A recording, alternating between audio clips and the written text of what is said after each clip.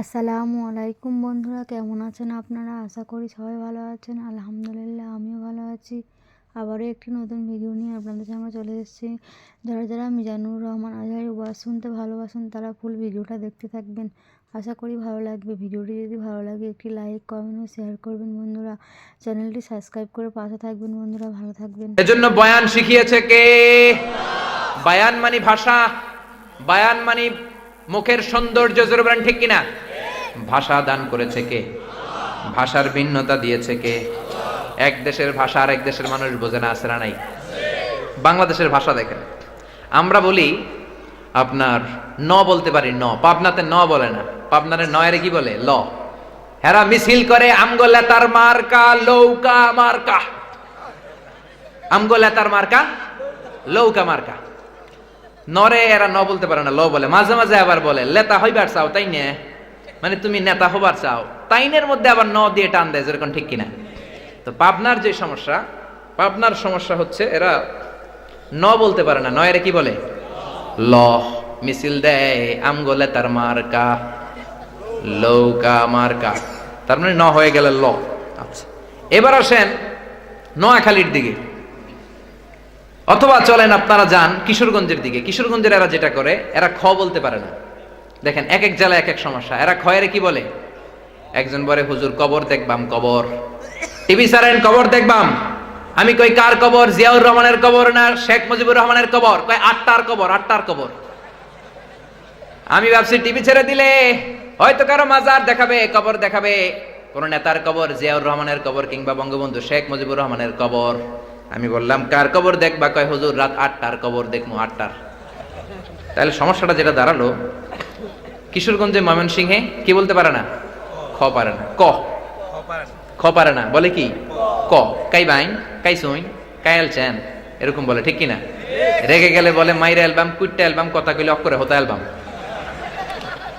তাহলে পাবনার সমস্যা গেল, নরে বলে ল, কিশোরগঞ্জে খরে বলে ক। এরপরে আপনি যদি নরসিংদীর দিকে, আমার মাহফিল আছে না রায়পুরের দিকে, রায়পুরার লোকেরা রায়পুরা বলতে পারে না, ররে কি বলে? ল। লাইপুরা, লাইপুরা লাতা মুরগি দিয়া লাইতের বেলা খাইয়া লেল লাইন দিয়ে গেছি গা, সবগুলা রেল লাইন। রেল লাইন না বলে কি বলে? লেল লাইন। লাইপুরা লাইতের বেলা লাতা মুরগা মানে হচ্ছে রাতা মুরগ আছে না, লাতা মুরগা দিয়ে খাইয়া লেল লাইন দিয়ে গেছি গা। এরা খরে আবার হ বলে। আচ্ছা, এটা হচ্ছে সমস্যা। এরপরে নোয়াখালী এবং ফেনী, এরা প বলতে পারে না, প এর কি বলে? শুধু পই না, নোয়াখালী ফেনীর লোকেরা প জানে না, ফ জানে না। প আর ফ হইলে এরা বলে হ। মিছিল দেয় হেনি কলেজের টিয়া লই, আরেক দল কয় সুদূর বুদুর চলতো ন। একদল বলে হেনি কলেজের টিয়া লই, মানে ফেনী একটা কলেজ আছে, ফেনী কলেজের টিয়া লই, আরেক দল মিছিল দিচ্ছে সুদূর বুদুর চলতো ন, মানে কোনো উল্টা পাল্টা করা যাবে না, ফেনী কলেজের টাকা ঠিকঠাক মতো রাখতে হবে। তো এইটার ওরা মিছিল দেয় হেনি কলেজের টিয়া লই, সুদূর বুদুর চলতো ন।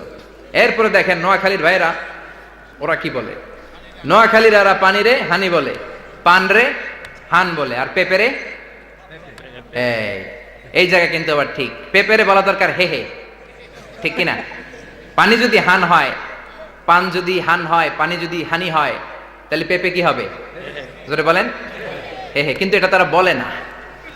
এরপরে আপনার চট্টগ্রামে অনেক ভাষার এরকম বিকৃতি আছে, তারা বলে একটা, উচ্চারণ করে আরেকটা। যেমন আমরা বাচ্চাদেরকে উচ্চারণ করে শিখাই ক ল স কলস, ঠিক কিনা?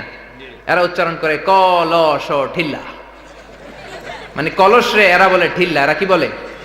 তো দেখি এক প্রাইমারি স্কুলে শিখাইতেছে শিক্ষক, পড়ো ক ল স, সবাই কয় ক ল স, এরপরে উচ্চারণ করে ঠিল্লা, সবাই কয় ঠিল্লা। তো এইটা ভাষার ডাইভার্সিটি, জোরে কোন ঠিক কিনা? এরপরে পুরান ঢাকায় যদি যান, এরা কথায় কথায় গালি দেয়, আবে হালা, খায় হালা, হালা হালা বলে। এটা তাদের একটা অ্যাকসেন্ট। এরা নিজেরাও ডাকে হালা, বাপেরও ডাকে হালা, দাদারেও ডাকে হালা। কয় দাদা হালাই কোন কোন বছর মরছে, আমি হালাই জানি না, তো তুমি হালাই কি জানো? তো এরা হালা হালা বলে। পুরান ঢাকাতে এই ভাষাটার উৎপত্তি খুবই বেশি। ইভেন তাদের তাফসির মাহফিলেও এই হালা হালা বলে। এরা চিৎকার দিয়ে মাঝে মাঝে বলে আবে হালা সুবহানাল্লাহ কর না গেলা। আমরা যেমন বলি সুবহানাল্লাহ বলেন চিৎকার করে, এরা মাহফিলেও বলে আবে হালা সুবহানাল্লাহ কর না গেলা। তো আমার কিছু বন্ধু চকবাজারে খতিবগিরির চাকরি পাইছে, খতিব, একসাথে পড়াশোনা করেছি দারুন নাজাতে। 3 বছর এর ব্যবধানে ফোনে আমারও কে আবে হালা কেমন আছে তুমি, আমি বললাম বেটা তোর বাড়ি বরিশাল, আমারে হালাহালা কস কেন?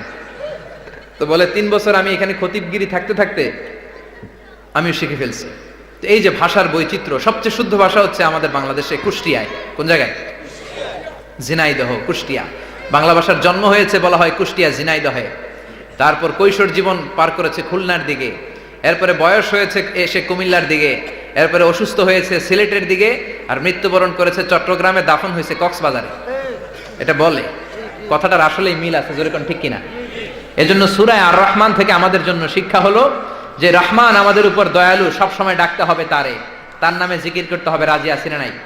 আল্লাহ আমাদের সবাইকে কথাগুলো বোঝার ও আমল করার তৌফিক দান করুক।